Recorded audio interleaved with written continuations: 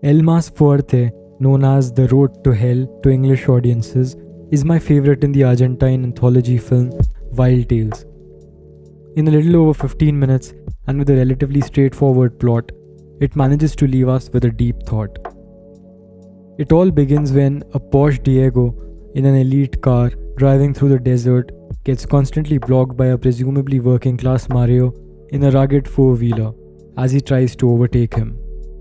When Mario eventually makes way, Diego abuses the driver with a racial slur and moves on. After a while, Diego's car gets a puncture, and as he's fixing the tire, Mario catches up. Soon, mayhem follows. In order to take revenge for the abuses Diego hurled at him, Mario smashes his windshield and bizarrely urinates and defecates on it. A frustrated Diego just watches in silence.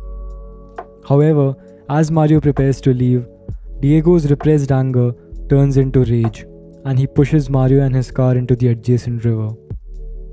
He clumsily fixes the tire and rushes back to the car when he hears Mario coming at him. Diego is able to dodge a raging Mario and escape just in time. For a moment, we as the audience think his rage would have diminished and he would now carry on with his journey. However, Diego's male ego kicks in. Angry at the humiliation to which he had been subjected, Diego takes a U-turn and decides to run over Mario. He misses the first time, and on the second attempt, his car betrays him. He loses control and guess what? Crashes straight into Mario's car. A deadly fight soon begins after Mario enters the car through the trunk. Diego is strangled by his seatbelt and is left hanging. Meanwhile, Mario, in an attempt to burn the car, rips his shirt, places it in the gas tank, and lights it on fire. In another turn of events, Diego, unaware of the fire, pulls Mario down to resume wrestling.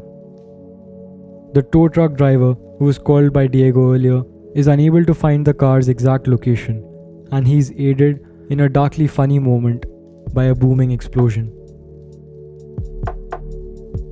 The film shows us how an insignificant little act can spiral into complete chaos. It was all started by Mario for fun when he prevented Diego from overtaking him. Diego perhaps takes it a bit too far when he hurls a racial slur at the driver. Mario, in order to take his revenge, goes on an extraordinary spree of violence. Diego feels humiliated, even though there's no one else apart from the two to witness the proceedings. His self-respect takes a beating, and rage comes to the fore as he pushes Mario's car into the river. Diego and Mario are sort of even and squared at this point, since both of them have cars that are not in the best of shape. Just when it seems it would end here, Diego's rage is replaced by ego. He's not willing to swallow his pride and forget the whole episode. He probably thinks it would be unmanly to run away like that and spare the driver. Mario suffers from the same disease.